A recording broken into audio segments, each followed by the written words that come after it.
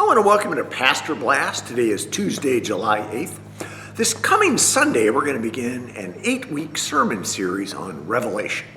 Now, Martin Luther and John Calvin, the reformers, both claimed that it was a bad idea for preachers and teachers to try to explain or comment or interpret Revelation.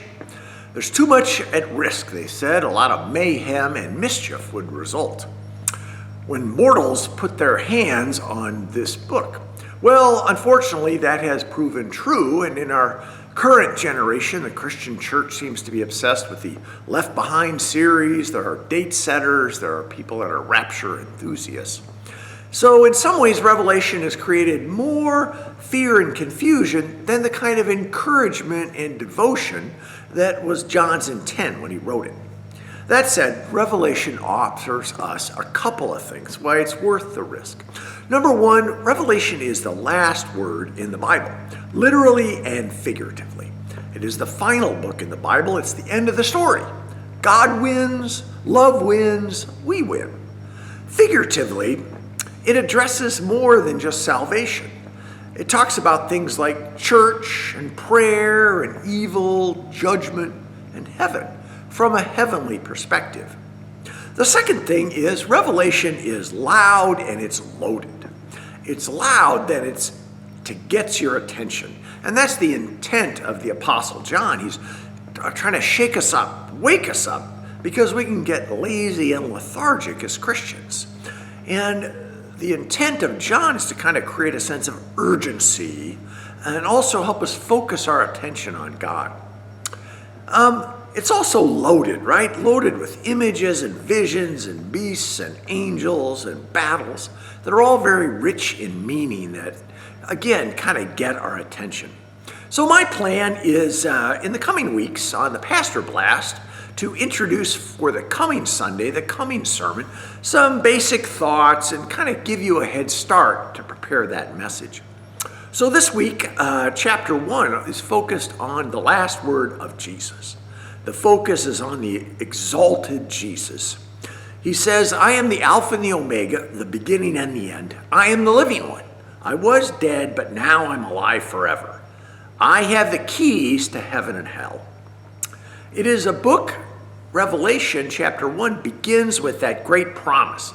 And 22 chapters later, it concludes with the joyful wedding feast of the Lamb. I'm going to suggest 3 keys to helping us understand Revelation so we don't react, or the other ditch, we don't overthink it. And maybe these ways help us to receive the blessing that Revelation has for us. First of all, Revelation is a pastoral letter. John is a pastor, Pastor John, and he's living in exile on the island of Patmos. And he addresses this letter to 7 congregations that all are on the same postal route in modern-day Turkey, Asia Minor, back in the day. So the purpose of the letter is pastoral. It's to help God's people. I don't want to lean too much that it's prophetic and it's about the end of the world. I don't find that helpful. Second, Revelation is best read as poetry. That's right. It's more about inspiring us than informing us with secrets and clues about the end of the world. It's really more for our heart than it is for our head. There are dragons and angels and the 4 horsemen and the Antichrist. These are striking images that are, again, they have rich meaning and they're there to get our attention, to help us pay attention to the story.